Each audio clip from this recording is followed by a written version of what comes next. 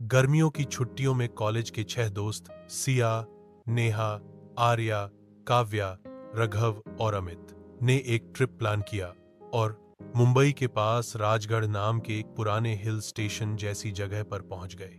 शहर की भीड़ भाड़ से दूर, शांति और रहस्य से भरे इस कस्बे में उन्होंने ठहरने के लिए एक पुराना लेकिन दिखने में आकर्षक होटल बुक किया।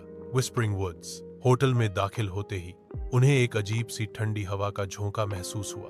रिसेप्शन पर एक बूढ़ा मैनेजर बैठा था जिसने धीरे से कहा, रूम नंबर 13 मत लेना, बंद रहता है। जो अंदर गया वो वापस नहीं आया। अमित हंस पड़ा, अरे भूत प्रेत की कहानियां अब भी बिकती हैं क्या?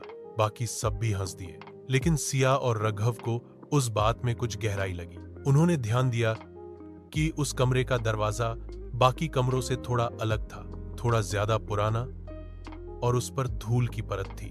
शाम होते ही सबने मिलकर मस्ती की, गेम्स खेले और बातें की, लेकिन रात के करीब 11 बजे सिया के फोन पर एक अज्ञात नंबर से एक तस्वीर आई जिसमें रूम 13 का अंदर का दृश्य था और उसमें वो सभी 6 दोस्त खड़े थे। नेहा ने फोटो देखकर कहा, यह कैसे हो सकता है? हम तो उस कमरे में गए ही नहीं। आर्या, जो हमेशा हंसी मजाक करती थी, अब एकदम चुप थी। काव्या ने कहा, मैंने होटल में आते वक्त सब कुछ रिकॉर्ड किया था, देखती हूं कुछ कैप्चर हुआ या नहीं। सबने उसके फोन की रिकॉर्डिंग चेक की, लेकिन जैसे ही वे लोग रूम 13 के पास से गुजरे थे, वीडियो अचानक ब्लर हो गया था। न कोई आवाज, न कोई तस्वीर, बस अंधेरा। अगली सुबह जब वे चेकआउट करने जा रहे थे तो देखा रूम 13 का दरवाजा खुला हुआ था। मैनेजर भी वहां नहीं था। सिया बोली, अब तो हमें देखना ही होगा, अंदर क्या है? अंदर घुसते ही सब ठिठक गए। कमरा एकदम साफ था, लेकिन उसकी दीवारों पर पुरानी धुंधली तस्वीरें लगी थीं। नेहा ने गौर किया कि एक तस्वीर में जो लड़की थी वो हूबहू आर्या जैसी दिख रही थी, लेकिन तस्वीर पर तारीख थी 1998। ये नामुमकिन है, आर्या फुसफुसाई। कमरे के कोने में एक पुराना वीडियो कैमरा रखा था। रघव ने उसे चालू किया। उसमें एक फुटेज थी जिसमें वही 6 लोग रात को उसी कमरे में खड़े थे और आर्या चीखती हुई बाहर भाग रही थी। सिया ने ध्यान दिया, ये तो अभी की ही फुटेज है, लेकिन ये कैमरा 20 साल पुराना है। सबकी सांसें रुक सी गईं। आर्या बेहोश होकर गिर गई और नेहा ने उसे संभाला। अमित, जो अब तक मजाक कर रहा था, अब डर के मारे चुप हो गया।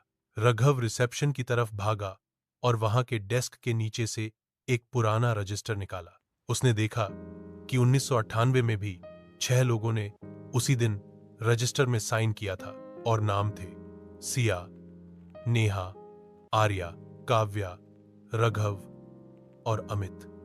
सबके सिग्नेचर भी हूबहू वही थे। तभी सबके फोन पर एक साथ एक ही मैसेज आया, तुम आ गए हो, अब वापसी नहीं है। और उसी पल रूम 13 का दरवाजा खुद ब खुद बंद हो गया, अंदर से बिना किसी ने छुआ।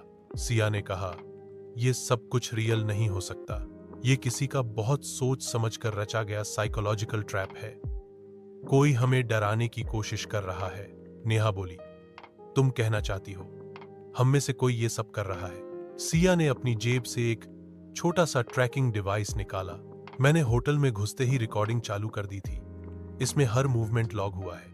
जब डेटा देखा गया तो उसमें साफ दिखा रघव हर उस वक्त रूम 13 के पास था जब कोई घटना हुई थी। अमित ने पूछा, क्या तू ही था?